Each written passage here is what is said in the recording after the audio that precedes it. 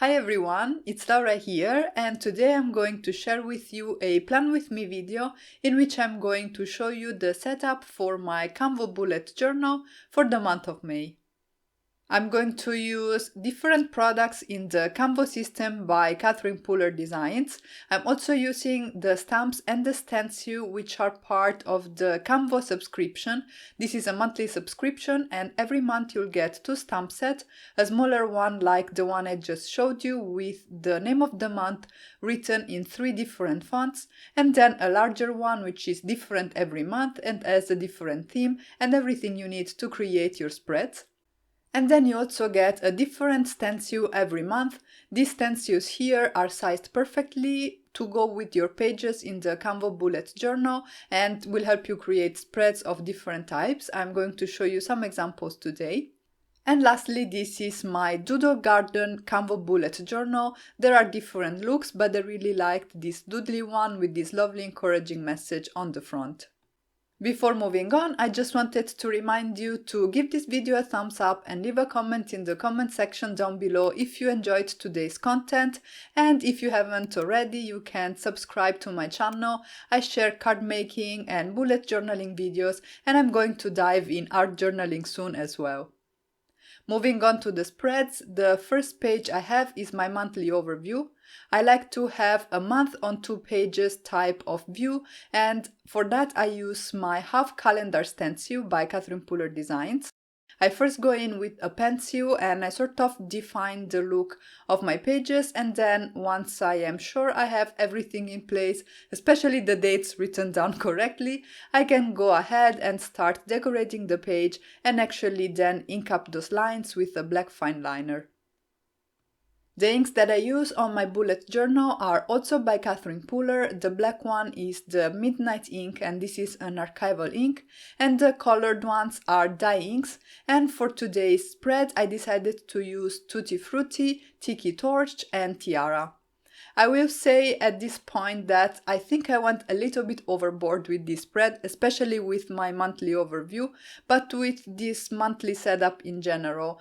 The colors are very bright, which is something obviously up to personal taste, but I like a bit of a more subtle look in my bullet journals, and also I think I over-decorated this page especially. In the end, though, this doesn't matter too much. Yes, if I was to do this all over again, I would probably make different choices, but the result is still pretty in the end, I think, and my bullet journal will help me stay organized, which is why I love bullet journaling in the first place. Using Catherine Puller inks and stamps makes it very fast and very easy to create pretty spreads, and for this one, as you can tell, I'm going for a flower and bee theme, which follows the theme of the Be Kind stamp set, which is included in the May subscription kit for the Canvo system. I'm stamping the days of the week using Midnight ink, and the stamp set that I used is part of the Bullet Journal Basics set, also by Catherine Puller Designs. I also stamped those beehives and then I will fill them in with the days in the month, and then I'm using this little label stamp to create some sections on the side of my page. I decided to add in a little bit of green, so I'm using a Crayola marker and I'm outlining the word May, sort of creating almost a drop shadow, and then I used the same green marker to underline the names of the days in the week. The sections at the side of my monthly overview are for notes, and then I decided to add the section for what I'm reading and what I'm watching. I thought it was nice to keep track of this. I am listening to a lot of audiobooks actually rather than reading, and I thought it would be nice to sort of track what I am listening to, reading and watching, as I said. This is where I think I went overboard. I think if I had stopped before adding all these beehive type of stamped images, the layout would have looked a little bit cleaner, but I think again it looks pretty either way, and I've learned my lesson. You will see that as I go and create more spreads for my monthly setup, I'll be a little bit more minimal.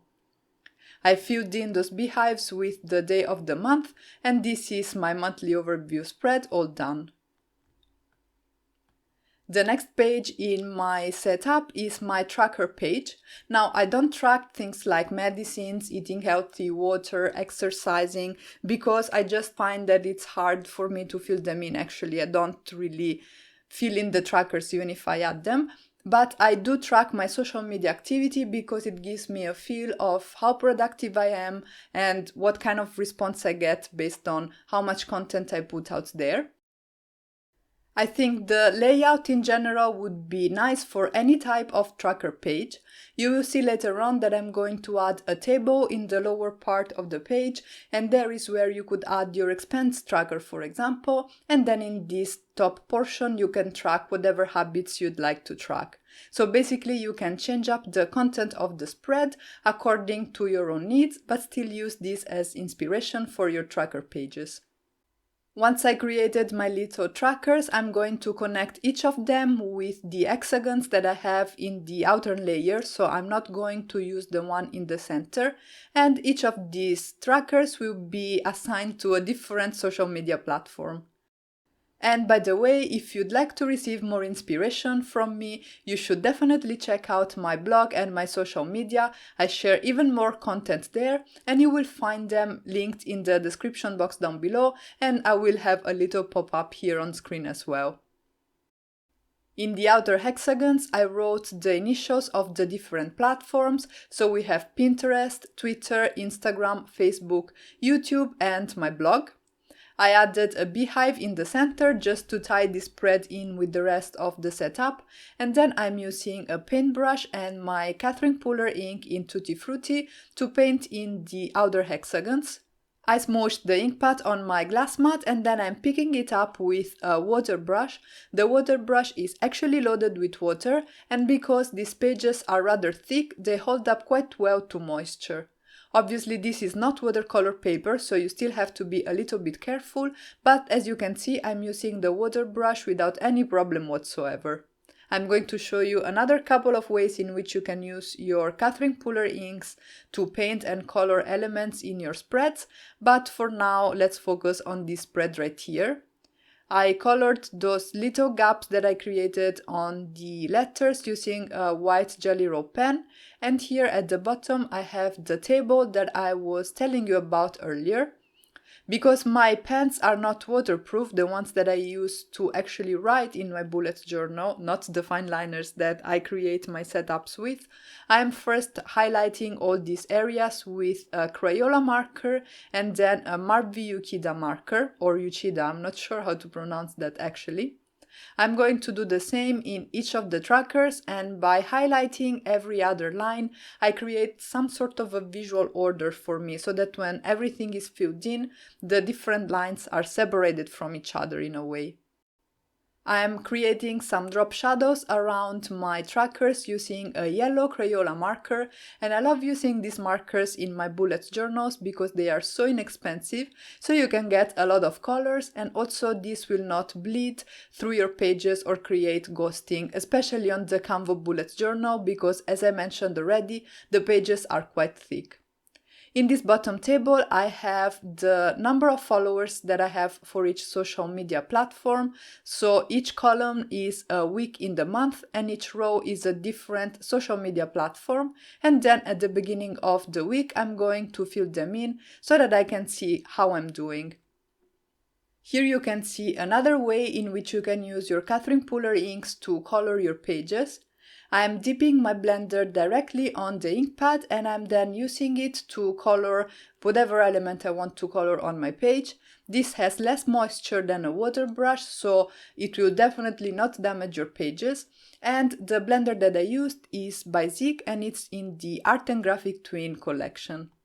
I then filled in the trackers and I have the first 5 rows basically corresponding to each of the weeks in May.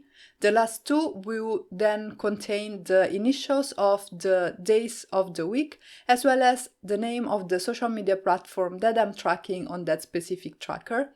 I find it a little bit more readable to have this information duplicate rather than relying only on that central panel that I have there with the initials only of the platforms. And also I find it easier to fill in my trackers when I also have the initials of the days of the week.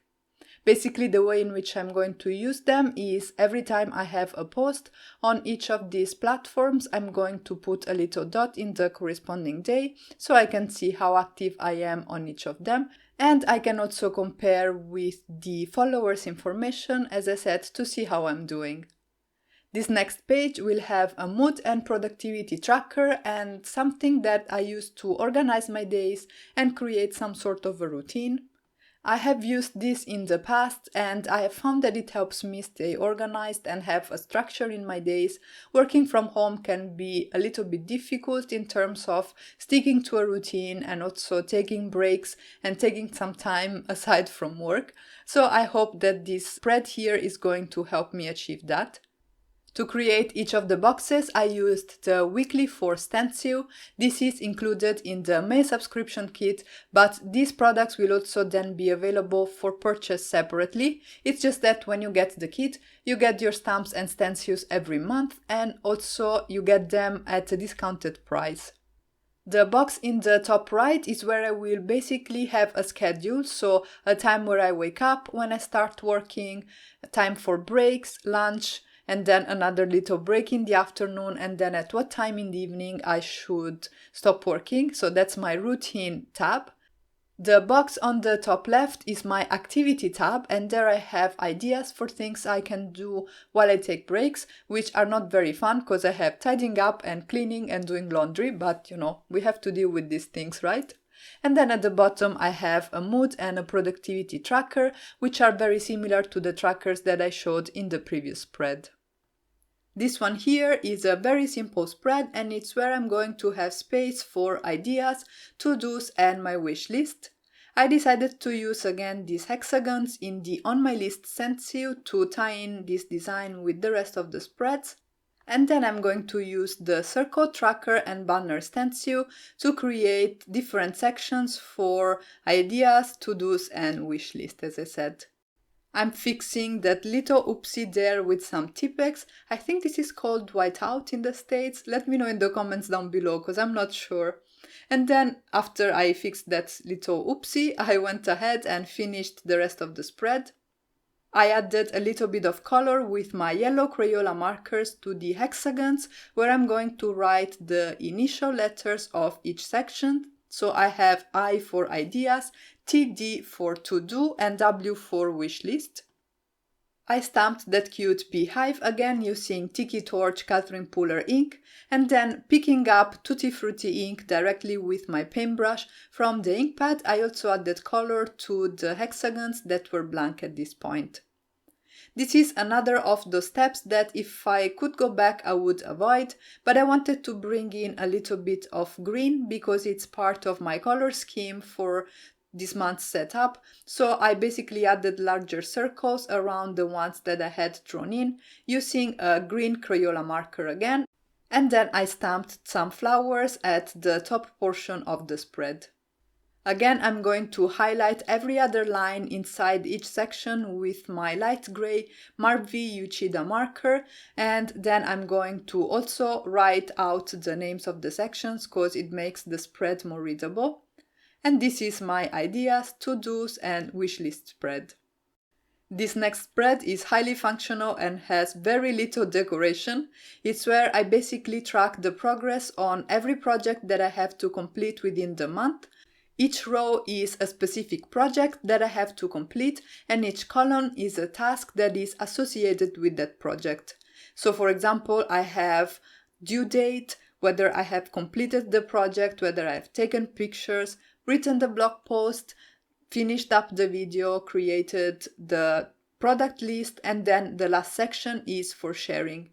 So I understand that this is a spread that is not necessarily relevant to everybody because not everybody needs to track so closely progress on their creative projects. But I think that in general, this is a nice way to track anything that you can subdivide into subtasks. So let's say you turn this into a cleaning spread, then instead of project, you would have a room, and then you would have, I don't know, dusted, tidied up, mopped, or any other sort of subtask in which you can divide what cleaning that room means.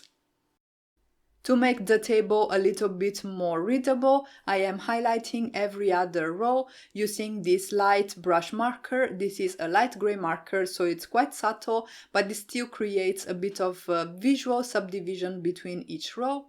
This will be especially useful once I actually start filling in the table, and this is my post spread all done. Next is my first weekly spread, and for this I used the weekly for Stencil. Again, this is the one included in the May subscription kit, and it made creating this spread really easy. You have 5 boxes, so in total you will have 10 sections to fill in, and I'll show you how I decided to use each of them in my weekly spread. At the top you can see that I have sort of a weekly overview, and I will have my notes section there. On the first page I have the first 3 days of the week, and on the second one I'm going to have the last 4. I actually consider the first week of May to be the one that includes the 1st of May, so it actually starts on Monday the 27th of April. Now, because I don't like to have my weeks broken up in my bullet journal, I actually have the spread here starting from the 27th of April and ending on Sunday the 3rd of May, but this is also my last spread in April, and I didn't think about this as I was creating my bullet journal, but for the next month I'm going to have to devise a different system, because now, as I said, I just have a duplicate spread, which doesn't make a lot of sense. So I think what I will do is that I will say that if a transition week has more days in one month, then it belongs to that month, and I'm not going to repeat it in the following one. You can see that at the top of the page I have a mini calendar where I have highlighted the week that we are at, and then I wrote the number of the days in the month behind the weekdays using a green Crayola marker. At the bottom of the second page I have a section where I'm going to write what's coming on the following week, because as the weeks end I feel that I need to know what's coming in the following ones. So I think that that section will be very useful, and it's something new that I'm trying for this month. For the one at the bottom of the first page, I added an inspirational quote from the Be Kind stamp set and a couple of flying bees, and then I added some drop shadows to each of the boxes to make them pop out a little bit. And then I finished off this weekly spread with some flowers that I stamped with Tiki Torch ink. Let's have a quick flip through of this monthly setup. As I said, the color palette is a little bit unusual for me, but I liked experimenting with different layouts, and I definitely learned a lot, and I will use it for future spreads. I really hope this bullet journal setup video got you inspired, and if it did, make sure to give this video a thumbs up and leave a comment in the comment section down below. And if you haven't already, you can subscribe for more card making, paper crafting and bullet journaling inspiration. Thank you all so much for stopping by, stay safe and healthy, and have a great day.